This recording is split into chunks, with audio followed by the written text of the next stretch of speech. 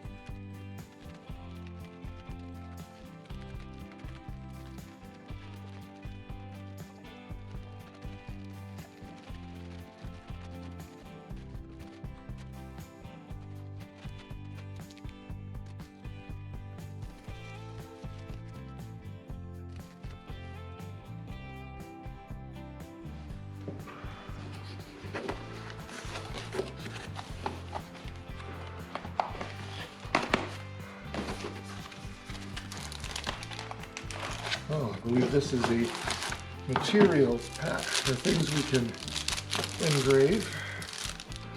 Good.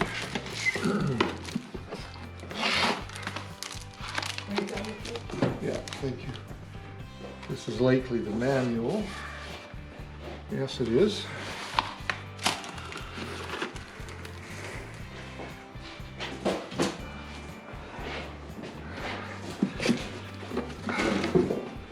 Here we have the vent hose,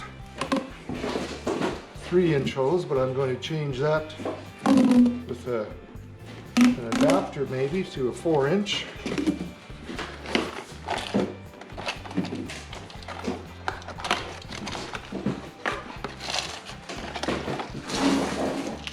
Toolkit.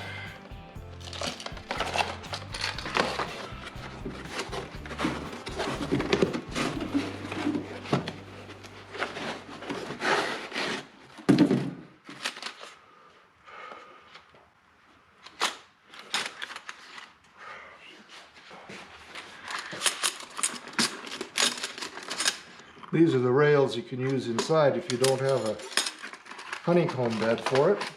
But this one did come with a honeycomb bed.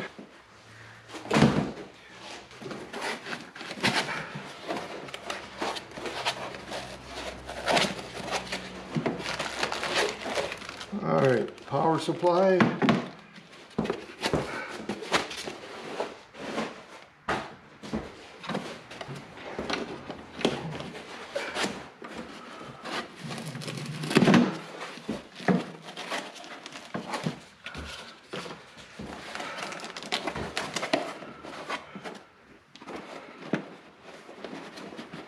Different cables for connecting things, and the 40-watt modules in here.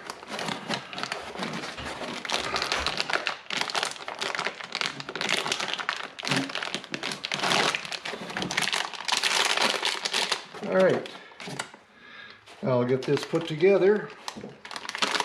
I'll be back to do that.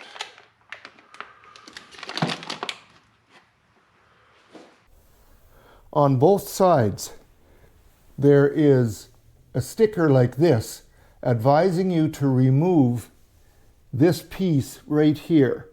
This is the rear limit piece that keeps this gantry from coming forward. So I'm going to remove both of these pieces, and then of course I want to remove those stickers so that the gantry will be free to move. And I will be right back after I accomplish that. All right, I have those pieces removed now, and there was just a little bit of adhesive that wanted to stay on here from the sticker, but I managed to remove that with some denatured alcohol. Now, this particular one came with this 40-watt module, And there are two options. You can get a 20-watt module if you prefer. One of the benefits of the 20-watt module is that the dot size is much smaller, so you can do a much finer engraving if you need to do that. You can also get a 2-watt infrared module, which will allow you to engrave plastics, metals, acrylics, and things like that much more efficiently than you can do with this laser module. Now, with this ready to go, I can pull the gantry out here manually. And there are two connections on this side. One is for the air assist, and one is for the power. So now I will just put these in here. There's the air assist. And this, I personally think, is a little fragile. I would not want to be changing modules over and over again too many times.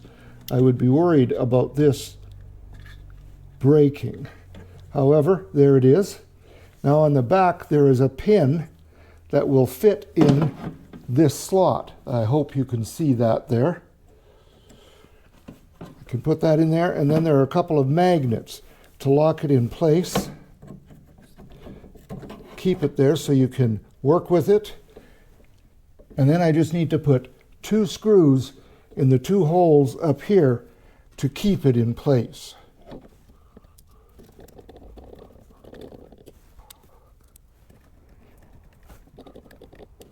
All right, one more thing to install on the module. On the right side, I know it's out of your sight, sorry about that, but that is what they call the distance sensor.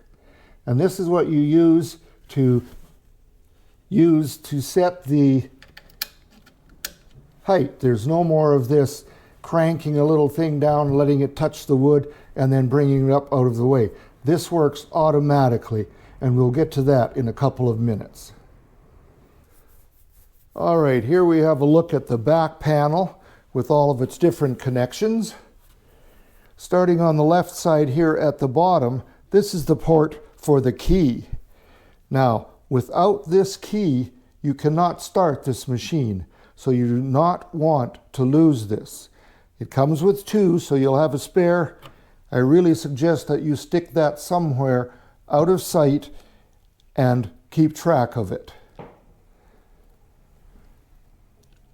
Above that, we have a USB port, and this is where you plug in this USB-C cable, and the other end is a USB-A, and that will go to your computer or laptop.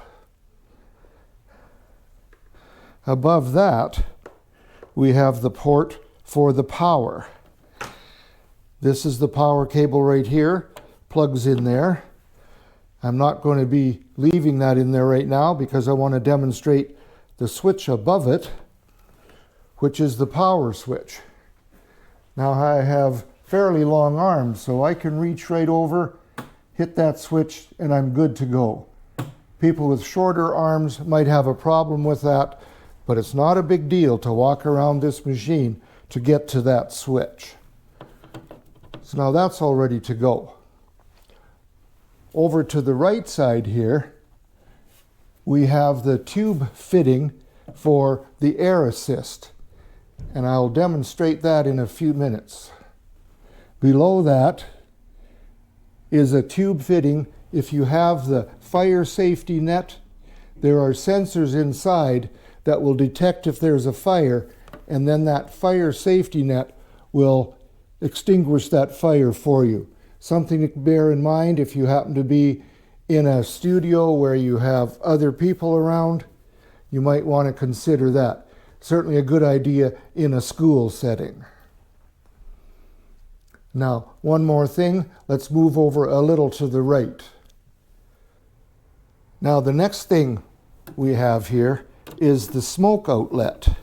And this little door covers that up. Let me just get this open.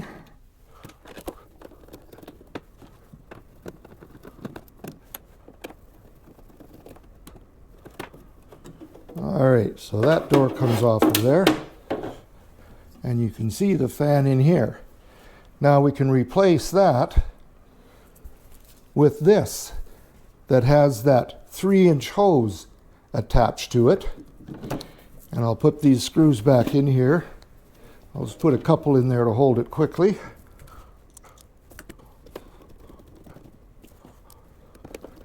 Now the last engraver that I reviewed also came with 3-inch hose like this, but I want to use a 4-inch hose.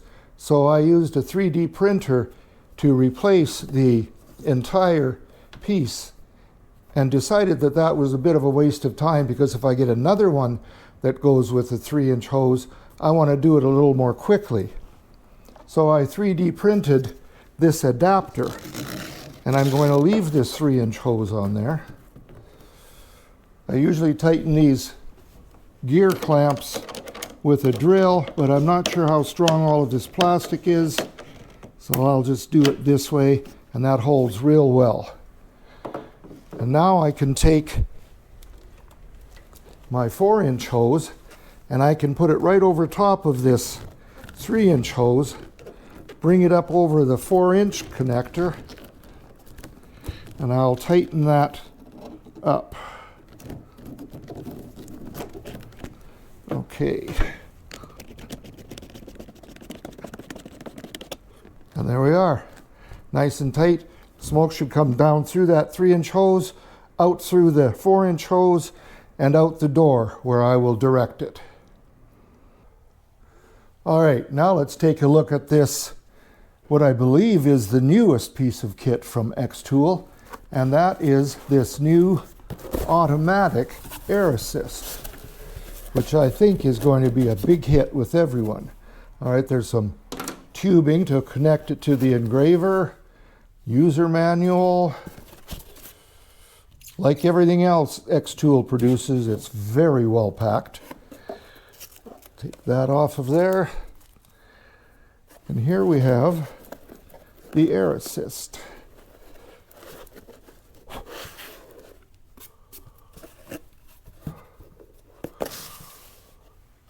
All right, this is a beauty. Now you can see that it's switched to off, and you have the choice of auto. Now the automatic will only work with the xTool Creative Space, which is their software. Lightburn does not, at least as yet, have that option. If you want to go into manual, you can choose from these different power settings, and it'll dictate that way just how much air you're moving.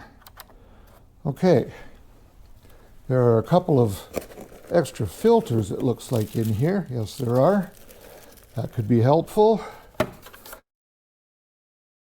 Filters go in just underneath this little door on the bottom.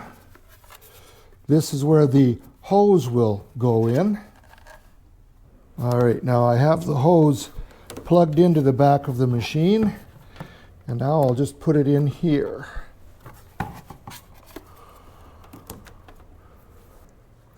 All right, the other connection to make on here is this data cable that will go from here to the back of the engraver. And this is just a quick look for you at where the air hose goes in and the power cable for it. I think the next thing we should talk about is the safety features. Many people's mantra seems to be these days, safety first, and that is a very good thing. Now, the first thing about this, as far as safety goes, is that this is a Class 1 enclosure. And what that means is none of the laser beams can escape and affect anyone outside of here.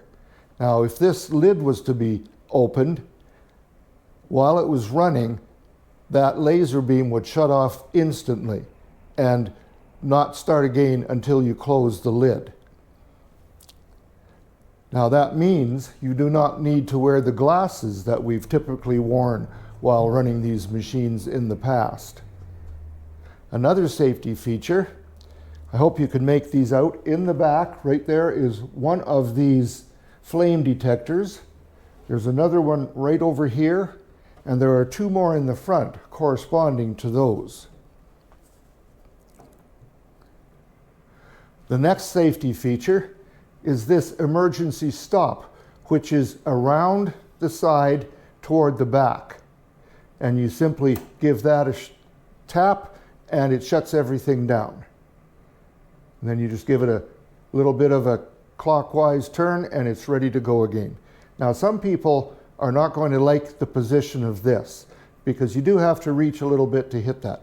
Personally, I prefer this much to the ones that were on the front, simply because my hand was always hitting the one in the front. This way, it's far out of the way and I don't have to worry about that. And one more little safety feature I like to have in my shop, although it's not part of this machine, is a fire extinguisher. I can't imagine not having a fire extinguisher in my shop. This is not the only kind of machine I use after all, and I do not believe in taking chances.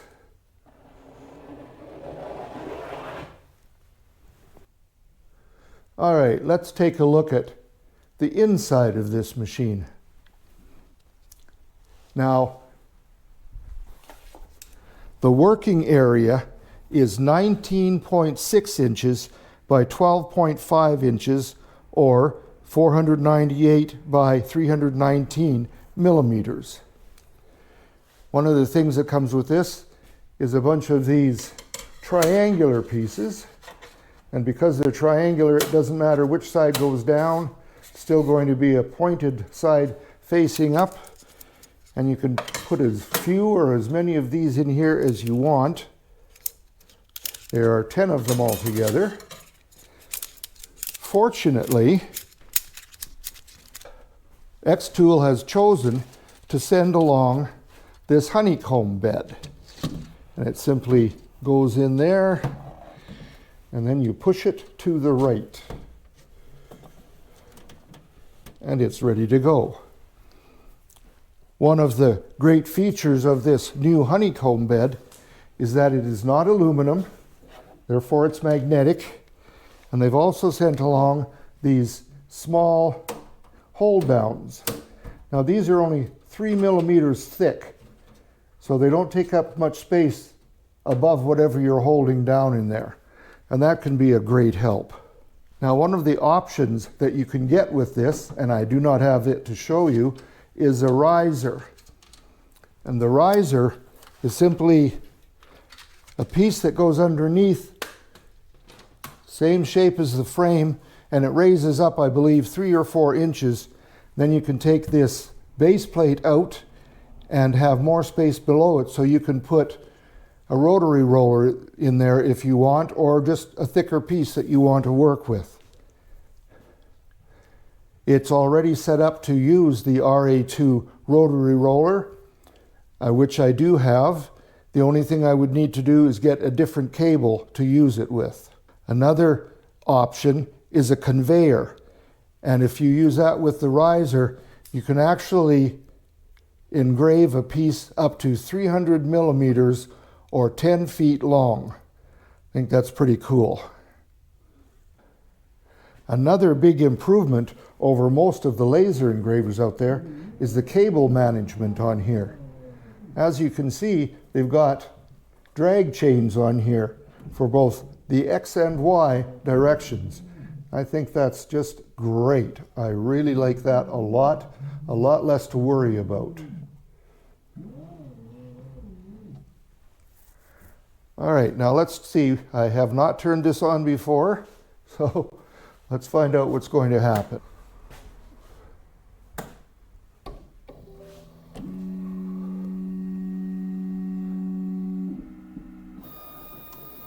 All right, and I guess that's its home position.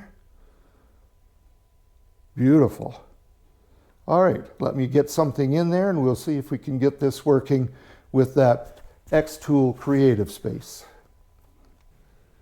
All right, notice here on the xTool creative space, the distance claims to be 6.3 millimeters. To check that, we're just going to click on this button to auto measure, and if you look at the module, you will see the pin drop down and then hit that black acrylic sheet. Then it's going to move over to the upper right and get the new measurement, which is 14.2 millimeters. Now, having done that, if you look at the creative space again and you see the X, this is a live feed. So anytime you move this around, you'll be moving it on there. Now, the next thing I want to do is a point-to-point measurement of where this is going to be. And you do that by first moving the X to where you want it for the upper left. Now we'll click on Start Marking. And that's telling me that I need to click that button on the front of the machine to mark that first vertex. Now we'll bring it down. I love the fact that you can do this manually. Move the module over until that X is on the far right. And hit that button again. And now we can say it's done. And then you will see here on the creative space, that green box is what we have just picked. So we'll move in a little closer to that using Control and the wheel on the mouse. And now I want to pick something to engrave.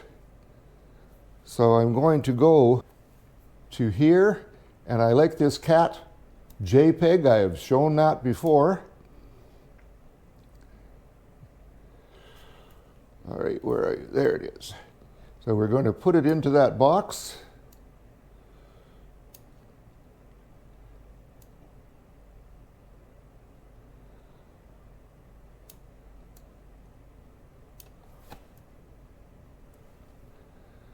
Let's see how close to centered we can get on this. That's looking pretty good.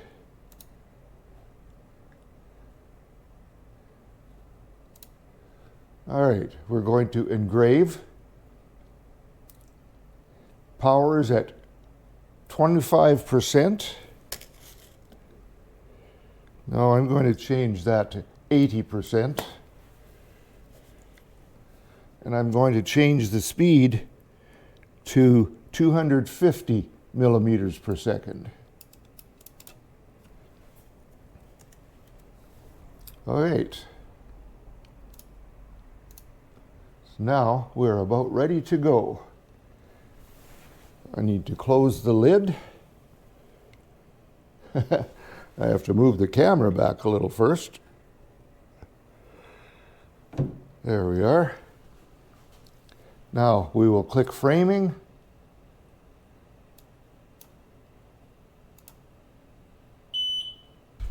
I have to click that button on the front of the machine.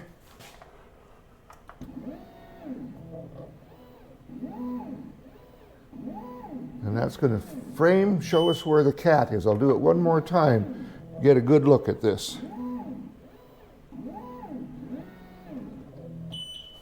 Okay. So now I can click in creative spaces to say the framing is completed. I can process this.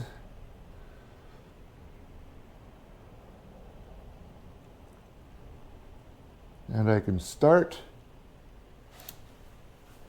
It's going to send the file for processing and then tell me to hit that button on the front of the machine again.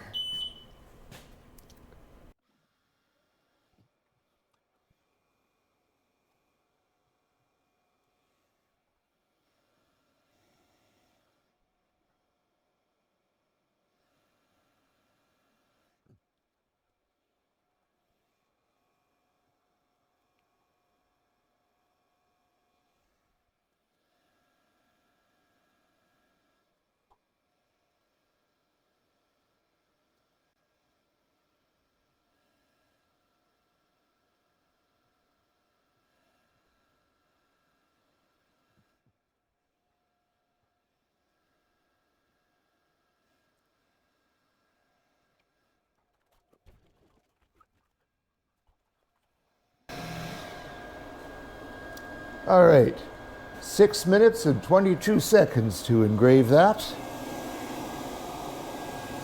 Now I can move this to the side, and you may have noticed that I did forget one thing.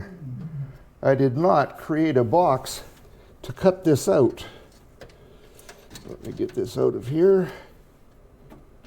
Put it down there to hold it. All right, let's go back to the xTool creative space. You can say we're finished that. Now I'm going to use the vector tool and create a box right on that line. Then everything should be nicely squared up in here.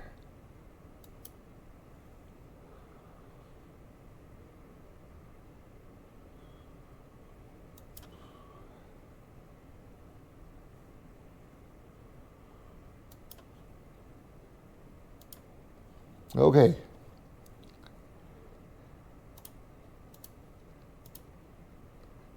I'm going to delete the cat. We don't need to do that again.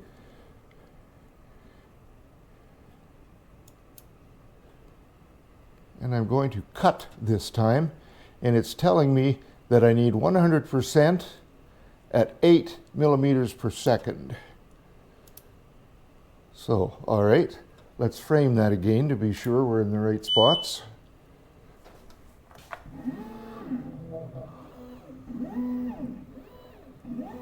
All right, that's looking good. So framing completed. Now we can process this.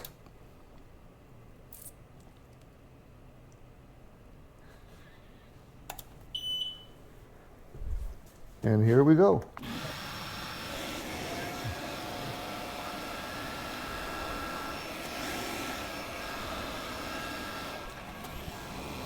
All right, that took 49 seconds.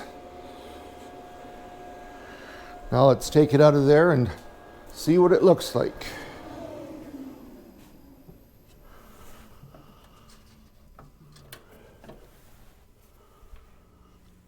All right, needs to be cleaned up a bit. Certainly need to take this paper off of it.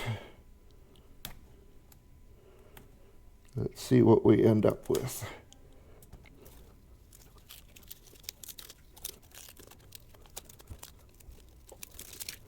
All right, be a little work to get this tape off of here. I'll clean this up and I'll bring it back to show you just how it looks. All right, let's try framing this. See what happens.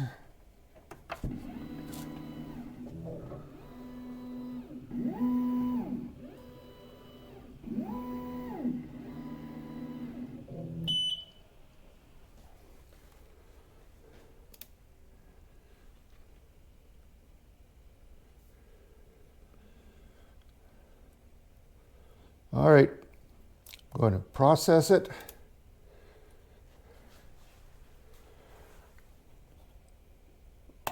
Hit start.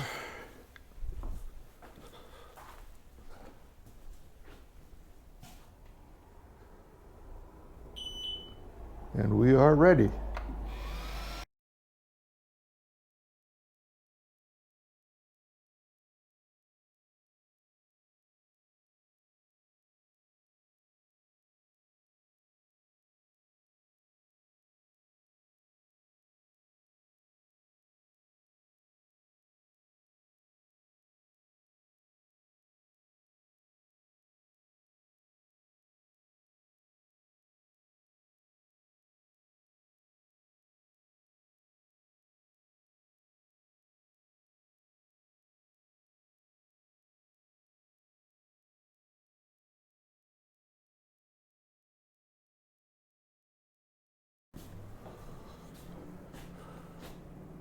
All right, let's see how this looks.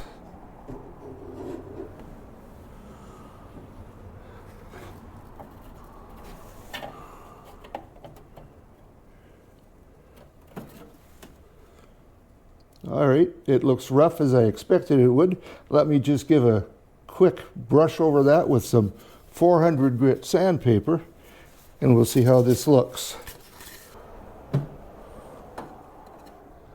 All right, after a few swipes with 400 grit sandpaper and then blowing the dust off with compressed air, I think that looks pretty darn good. And if you make out the seagulls flying there, I'm quite pleased with that.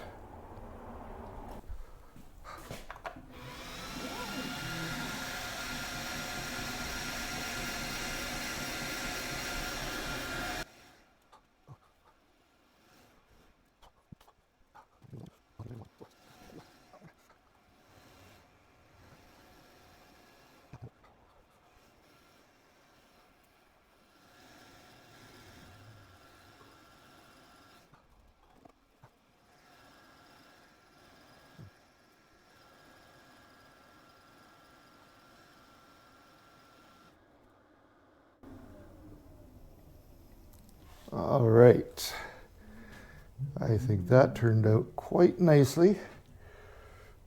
Little mountain scene on a slate coaster. Quite pleased with that. Took 3 minutes and 40 seconds to engrave that. I'm quite pleased. All right, what else can we do?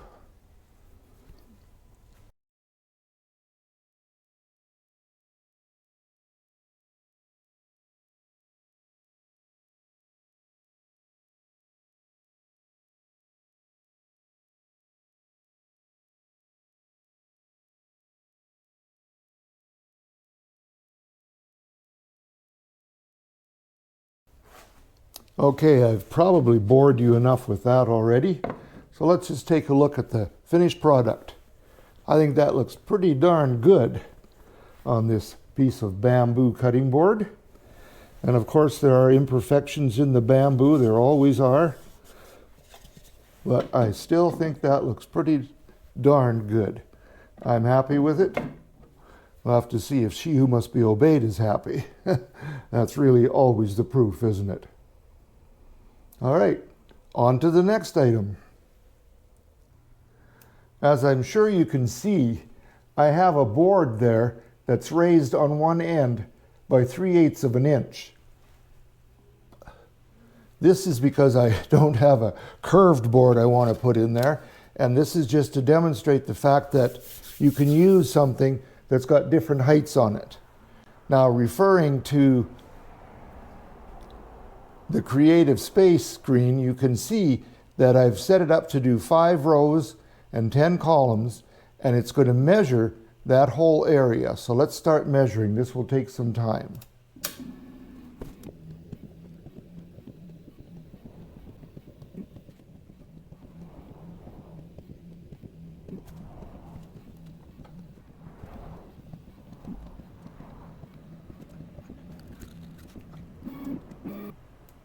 All right, there you go. So that is done. And now it shows us where we can put our image or whatever we want to put in there. So let's see. What have I got that I can put in there?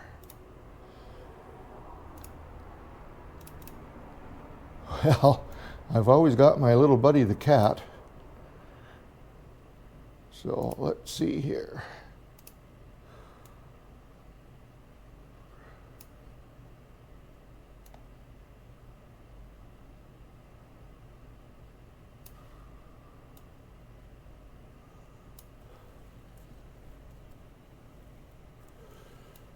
And I'm just going to put a series of this little fella in here.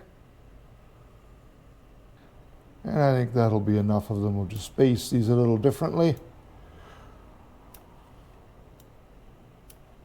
Okay, so now let's try framing this.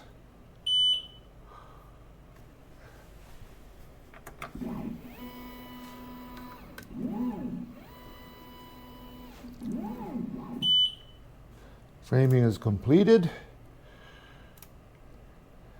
Now we're going to engrave this at 50% power. Again, it's just a guess. I haven't used maple before. And I'll go with 200 millimeters per second.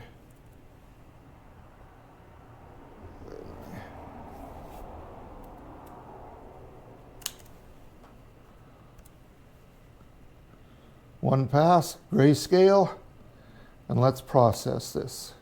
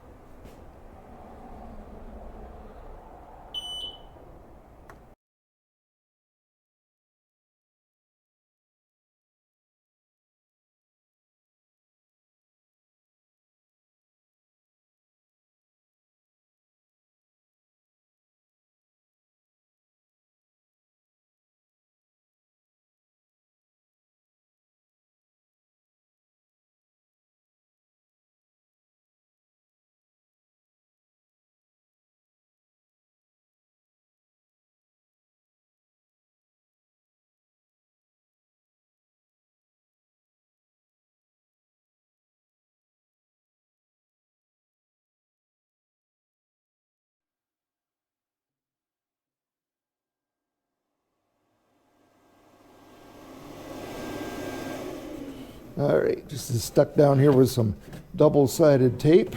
Let me just get this up here where we can see it. Now, I'm gonna get some overhead lights on. I'm sure I don't need to tell you that I set the speed too slow or the power too hot or combination of the two, because that's burned pretty deep. I did not have a test maple board, so I wasn't sure what to expect. Let me just run some 400 grit paper over this, blow it off with the compressor, and we'll see what it looks like. Okay, there you go. Now, definitely it was running too slow and or too hot. In this area here, that's got to be about 1/8 of an inch deep. Really, really deep. I mean, it looks good. And the main thing is, you were able to see that although this was at an angle, not laying flat, it still did a good job of making all of those the same. I'm quite pleased with that. Well, I hope this gave you at least a bit of an introduction to this amazing machine. Now, I've covered it up with this cloth because I do not want to scratch that lid. I was going to give you some pros and cons about this machine, but I can't come up with a con, to be honest. This is just an amazing machine. Every time I get a different one to review, it seems they've progressed immeasurably. When I first opened this up, I thought, uh-oh, no camera. Well, it really doesn't need it. That twin point or point-to-point system that they use is amazing. And I think it's probably more accurate than most of the cameras are out there. So if this interests you, down below there in the description box, there's going to be a link or two for you to take a look. And right now, there is a Black Friday sales until, I believe it's November 24th. And then there are Cyber Monday sales from the 25th until, I think, the end of November. But check that out. I don't know what the pricing is. I haven't been given that yet. If it interests you, check it out. This is, I say again, an amazing machine. Now, I know I didn't even scratch the surface when it comes to showing you what this machine is capable of, but here's that little bit of a scenery that I did on the back of this 1/8 inch birch plywood, and I'm quite pleased with how that came out. My wife liked to point out that it's looking better from a distance. Now, she might have meant down the street and around the corner, I'm not quite sure, but I like it. And those cats that I did on this piece of maple, when I used the curved process, they came out beautifully, and I took my calipers and measured the depth. That is 2.6 millimeters deep, 1/10 of an inch. So that's quite a lot on this piece of maple. Gotta like that. The cat on the black acrylic, I finally got that cleaned up and forgot to show you, but now I'm showing you right now. Came out well. The bamboo cutting board with this lemon pie recipe. Excellent. I really like that. Maybe I could get my wife to use it. And I'm not sure how you come up with a crust for that for a pie, but whatever it takes, right? And then, of course, on the slate tile, the mountain scenery. My wife liked this so much that when she saw it, she said, well, we're going to need a set of 4. So there you go. And there's not much easier than recreating something like this once you've got it figured out. So thank you for joining me today. I hope you saw something you liked. If you did, click the like button and let me know I'm doing something right. Share this with your friends if you'd be so kind. I like to get this out there. And if you haven't subscribed before, I hope you'll consider doing that now. I appreciate all my subscribers very much. Thank you to those who have subscribed, and thank you for hanging in with me. And I want to thank Heidi from xTool for her patience. I was supposed to have done this 3 months ago, but you know, when you end up with surgeries and now chemotherapy, things get slowed down. In fact, I want to show you more of what this machine will do, but I start the next chemotherapy regimen tomorrow, and I just don't have time to do that.